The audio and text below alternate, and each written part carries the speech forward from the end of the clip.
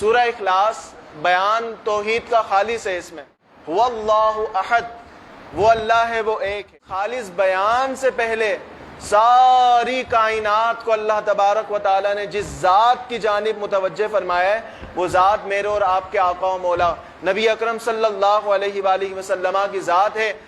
کل محبوب آپ فرماؤ، آپ کو مانیں گے تو مجھے مانیں گے، آپ فرماؤ هو اللہ احد، وہ اللہ ہے، وہ ایک ہے، اللہ الصمد، اللہ بے نیاز ہے، لم یلد ولم یولد ولم یکن لہ کفوا احد۔ پتہ چلا اللہ تبارک و تعالیٰ کی معرفت مقصود ہے، لیکن اس معرفت کا حصول وہ نبی پاک علیہ السلام کے واسطے کے بغیر حاصل نہیں ہو سکتا۔ ایمان نام ہے رسول اللہ علیہ السلام کی رسالت کے ماننے کا۔ اگر کوئی شخص کلمہ طیبہ پڑھتا رہے اور پہلا حصہ پڑھتا رہے دوسرے حصے کو نہ پڑھے، مومن نہیں ہو سکتا۔ میرے آقا صلی اللہ علیہ وآلہ وسلم نے فرمایا والذی نفسی بیدی لا یؤمن احدکم حتی اکون احب الیہ من والدہ وولدہ والناس اجمعین۔ اللہ تبارک و تعالیٰ کی قسم، تم میں سے اس وقت تک کوئی مومن ہو ہی نہیں سکتا جب تک میں اسے اس کے ماں باپ، اولاد، مال، اہل و عیال سے بڑھ کر محبوب نہ ہو جاؤں۔ ایمان نام نبی پاک علیہ السلام کی محبت کا ہے، اور یہ محبت مطلوب ہے، یہ محبت مطلوب ہے۔ دو حدیث مبارکہ ہیں، مسلم شریف کی ہیں، اور میرے سامنے مشکات موجود ہے۔ کتاب المناقب آخری باب ہے، باب ثواب هذه الامہ، اس امت کے جو فضائل ہیں اس سلسلہ میں میرے آقا صلی اللہ علیہ وآلہ وسلم نے فرمایا۔ حدیث مبارکہ ہے ان عمرو بن شعیب ان ابیہ ان جدہ قال قال رسول اللہ صلی اللہ علیہ وآلہ وسلم، حضور نے فرمایا ای الخلق اعجب الیکم ایمانا، صحابہ بتاؤ سب سے بڑھ کر تعجب والا ایمان کس کا ہے؟ معلم کائنات نے جب اپنے صحابہ کو پڑھا دیا، اب امتحان کا وقت ہے، اب امتحان کا وقت ہے، بتاؤ سب سے زیادہ تعجب والا ایمان کس کا ہے؟ قالوا الملائکہ، صحابہ نے عرض کی حضور ملائکہ کا ایمان تعجب والا۔ میرے آقا صلی اللہ علیہ وسلم نے فرمایا وما لهم لا يؤمنون وهم عند ربهم، وہ ایمان کیوں نہیں لائیں گے، وہ تو اپنے رب کے حضور میں ہیں۔ قالوا فالنبیون، عرض کی پھر انبیاء کا ایمان تعجب والا۔ میرے آقا صلی اللہ علیہ وآلہ وسلم نے فرمایا وما لهم لا يؤمنون والوحی ينزل علیہم، انبیاء کا ایمان کیسے تعجب والا ہو سکتا ہے، ان پر تو وحی نازل ہوتی ہے، راست وہ اللہ سے فیض یافتہ ہیں اور امت تک اس فیض کو پہنچاتے ہیں۔ قالوا، صحابہ نے عرض کی فنحن، پھر ہم ہوں گے، ہمارا ایمان تعجب والا ہے۔ میرے آقا صلی اللہ علیہ وآلہ وسلم نے فرمایا وما لکم لا تؤمنون، تمہارا ایمان تعجب والا کیسے ہو سکتا ہے، تم کیوں ایمان نہیں لاؤ گے؟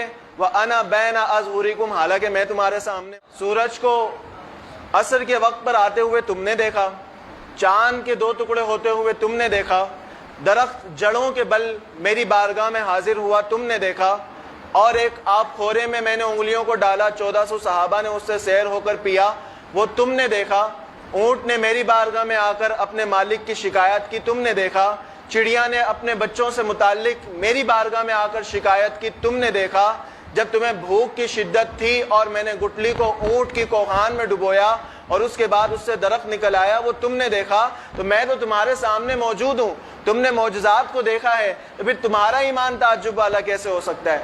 اب حضور آپ ہی بتائیے اب کس کا ایمان تعجب والا ہے؟ میرے آقا صلی اللہ علیہ وآلہ وسلم نے فرمایا ان اعجب الخلق الی ایمانا، سب سے بڑے تعجب والا ایمان مخلوق میں ان کا ہے لقوم یکونون من بعدی، وہ قوم جو میرے بعد ہونے والی ہے۔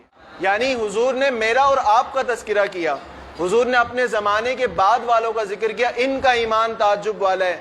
کیوں ان کا ایمان تعجب؟ یجدون صحفا فیہا کتاب، کتابوں میں پڑھیں گے اور ایمان لے آئیں گے، کتابوں میں پڑھیں گے اور محبت کریں گے، ان کا ایمان تعجب والا ہے۔ اور پھر میرے آقا صلی اللہ علیہ وآلہ وسلم نے کیا فرمایا؟ حضرت ابو ہریرہ رضی اللہ تعالیٰ عنہ کی حدیث ہے، فرماتے ہیں ان من اشد امتی لی حب الناس، میری امت میں مجھ سے سب سے زیادہ محبت کرنے والے وہ لوگ ہیں یکونون بعدی، جو میرے بعد ہونے والے ہیں، جو میرے بعد ہونے والے ہیں۔ اور ان کی محبت کا عالم کیا ہوگا؟ یود احدہم لو رآنی بِأَهْلِهِ وَمَالِهِ، ان میں سے ہر ایک کی خواہش ہوگی کہ اس کا سارا مال چلا جائے، اس کے اہل و عیال حضور کی بارگاہ میں فدا ہو جائیں اور حضور کی ایک جھلک نصیب ہو جائے۔ میری ایک جھلک کے لیے وہ اپنا مال قربان کرنے کے لیے تیار ہوں گے، میری ایک جھلک کے لیے وہ اپنے اہل کو قربان کرنے کے لیے تیار ہوں گے، ان کا ایمان تعجب والا ہے۔ تو یہ میرے آقا صلی اللہ علیہ وآلہ وسلم نے ایمان کی اکملیت کو شدت محبت قرار دی۔ اب یہ محبت کیسے بڑھے گی؟ مطلوب ہے نا محبت کو بڑھانا، یہ محبت نبی پاک علیہ الصلوۃ والسلام کے ذکر سے بڑھے گی، حضور کے فضائل و مناقب سنانے اور سننے سے بڑھے گی۔ یہ فرمایا نا کتابوں میں دیکھ کر، سنانے اور سننے سے بڑھے گی، حضور کے شمائل ذکر کرنے سے بڑھے گی۔ تو اہل سنت میلاد میں کیا کرتے ہیں؟ حضور کے فضائل بیان کرتے ہیں، حضور کے شمائل بیان کرتے ہیں، حضور کے تذکار پاک سے اپنے دلوں کو منور کرتے ہیں۔